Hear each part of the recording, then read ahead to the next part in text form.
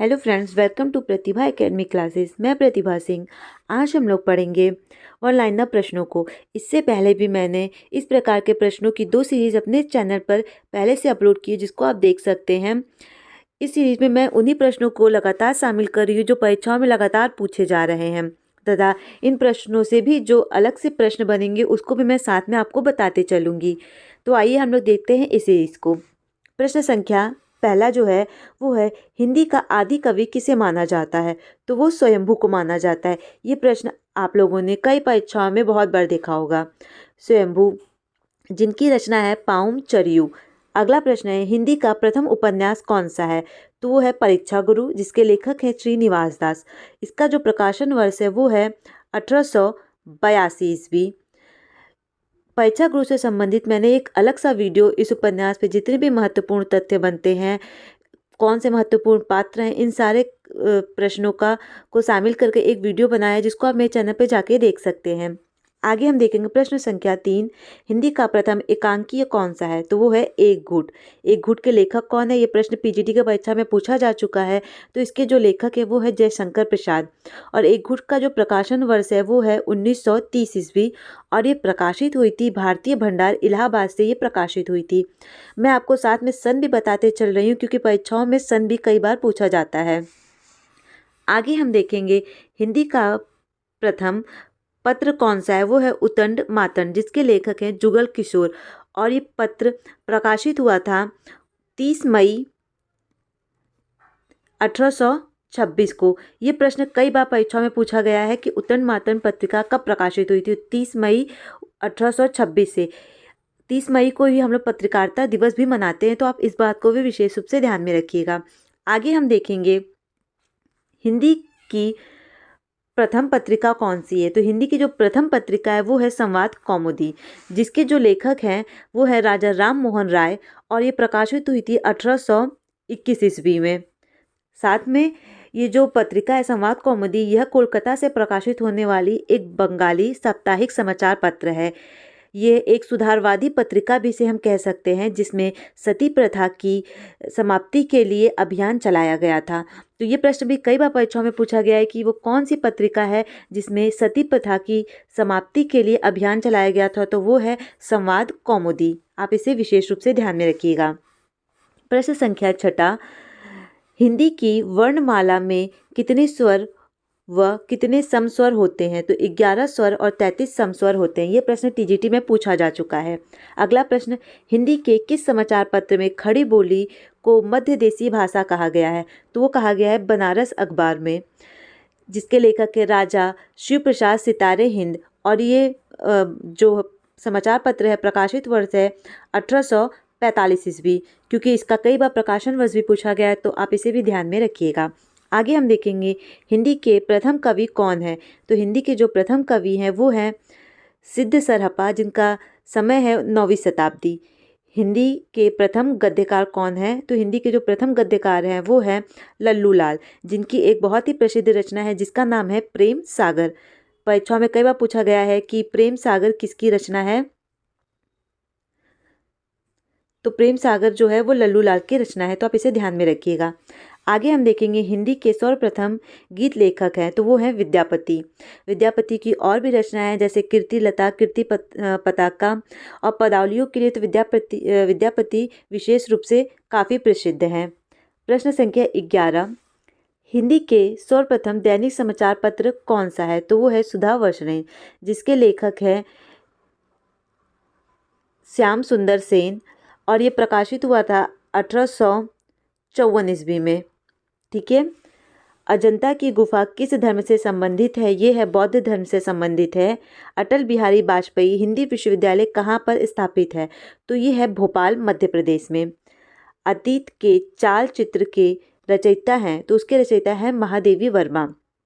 महादेवी वर्मा को निराला जी का एक कथन उनके लिए काफ़ी प्रसिद्ध है। निराला जी ने इनको कहा था कि ये हिंदी के विशाल मंदिर की सरस्वती भी इन्हें कहा जाता है। निराला ने इनके लिए कहा था कि हिंदी के विशाल मंदिर की सरस्वती जी हैं।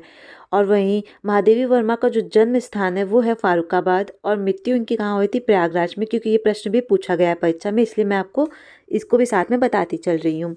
आगे हम देखेंगे अपभ्रंश का वाल्मीकि किसे कहा जाता है, तो वो हम स्वयंभू को कहते हैं। अपभ्रंश भाषा के सर्वप्रथम व्याकरणचार्य कौन है, तो वो है हेमचंद। अगला जो प्रश्न है, अपभ्रंश में कृष्ण काव्य के प्रणेता कौन है, तो वो है पुष्पदंत। अबला जीवन हाय तुम्हारी यही कहानी, आंचल में है दूध आँखों में है पानी, उपयुक्त पंक्ति किसकी है, तो वो यशोधरा की है। यशोधरा के लेखक कौन है? इसके लेखक है मैथिली शरण गुप्त। और यशोधरा एक महाकाव्य है जिसका प्रकाशन वर्ष है 1933 ईस्वी। आप इसे भी ध्यान में रखिएगा, इसका प्रकाशन वर्ष क्या है? 1933 ईस्वी। यशोधरा के लेखक कौन है? मैथिली शरण गुप्त है, और ये एक महाकाव्य है। ये जो काव्य है इसको मैथिली शरण गुप्त जी ने अपने छोटे भाई सिया राम शरण गुप्त, इनके भाई कौन है? सिया राम शरण गुप्त के अनुरोध करने पर इन्होंने ये पुस्तक लिखी थी। यशोधरा महाकाव्य में गौतम बुद्ध के गृह त्याग की कहानी का वर्णन हमें देखने को मिलता है। अगला हम देखेंगे प्रश्न संख्या 19। अमिया हलाहल मद भरे सेत श्याम रतनार, जियत मरत झुकी झुकी परत जेही चितवर एक बार। पंक्ति के जो लेखक है वो हैं रसलीन। रसलीन का पूरा नाम जो है, क्योंकि कई बार परीक्षा में इनका पूरा नाम पूछा गया है तो आप इसे ध्यान में रखिएगा, इनका पूरा नाम है सैयद गुलाब नबी। और इनकी और भी रचना है जिसका नाम है अंग दर्पण, रस प्रबोध, ये इनकी प्रसिद्ध रचनाएं हैं। अमीर खुसरो ने किसके विकास में अग्रणी भूमिका निभाई थी, तो अमीर खुसरो ने खड़ी बोली के विकास में अग्रणी भूमिका अपनी निभाई थी। अमीर खुसरो अपनी मुकरियों के लिए काफ़ी ज़्यादा प्रसिद्ध हैं, तो आप ये भी ध्यान में रखिएगा। प्रश्न संख्या 21। अमीर खुसरो ने जिन मुकरियों, पहेलियों और 2 सुखनों की रचना की उसकी मुख्य भाषा क्या थी, तो उसकी जो मुख्य भाषा थी वो खड़ी बोली थी।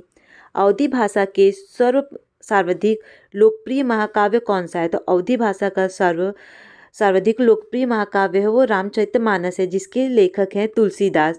और ये कब लिखा गया था? ये 16वीं सदी में लिखा गया था। ठीक है, रामचरितमानस अवधी भाषा में लिखा गया था। अगला प्रश्न है प्रश्न संख्या 23। अशोक के फूल निबंध संग्रह के लेखक हैं हजारी प्रसाद द्विवेदी। हजारी प्रसाद द्विवेदी एक ललित निबंधकार हैं, और इनकी और भी निबंध है, जैसे एक इनका सबसे प्रसिद्ध निबंध है वो है विचार और वितर्क, और इनको ललित निबंधकार भी कहा जाता है। यूजीसी नेट की परीक्षा में एक बार पूछा गया था कि इनमें से कौन से 4 लेखकों के नाम दे दिए गए थे, और पूछा गया था कि इसमें से कौन ललित निबंधकार है, तो आप इसे ध्यान में रखिएगा कि हजारी प्रसाद द्विवेदी ललित निबंधकार हैं। प्रश्न संख्या 24। अष्टछाप के सर्वश्रेष्ठ भक्त कवि कौन है, तो अष्टछाप के सर्वश्रेष्ठ भक्त कवि सूरदास हैं। अब हमें ये भी ध्यान रखना होगा कि अष्टछाप में कौन कौन से कवि आते हैं, तो अष्टछाप के कवियों को 2 भागों में हम विभाजित करके पहले देखेंगे।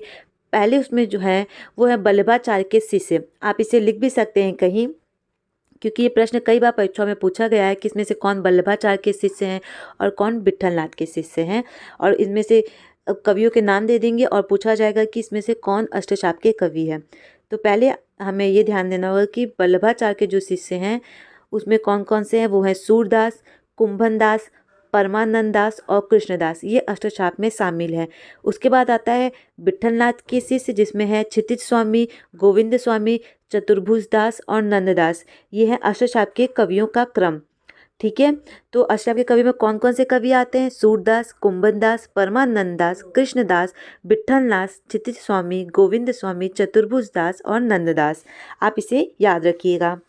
आँखों की किरकिरी होने का क्या अर्थ है? अप्रिय लगना। आगे देखेंगे आंसू काव्य के रचयिता कौन है, तो आंसू काव्य के जो रचयिता हैं वो हैं जयशंकर प्रसाद। और आंसू कब प्रकाशित हुआ था? ये 1925 में प्रकाशित हुआ था। क्योंकि आंसू कब प्रकाशित हुआ था? ये 1925 में प्रकाशित हुआ था। ये प्रश्न पूछा जा चुका है, इसलिए मैंने आपको इसे विशेष रूप से बता दिया है। और इनका एक महाकाव्य भी है जो है कामायनी। ठीक है, आगे हम देखेंगे आत्मजय के रचयिता कौन है, तो प्रश्न संख्या 27वां। आत्मजय के रचयिता है कुंवर नारायण। आत्मजयी का मूल कथा सूत्र कठोपनिषद में नचिकेतांक के प्रसंग पर आधारित है। ठीक है, आशा करती हूँ कि मेरे द्वारा बनाया गया ये वीडियो आपको काफ़ी पसंद आया होगा। इसी प्रकार के मैं इससे संबंधित आगे भी और सीरीज लाती रहूँगी आप लोगों के लिए। Thank you.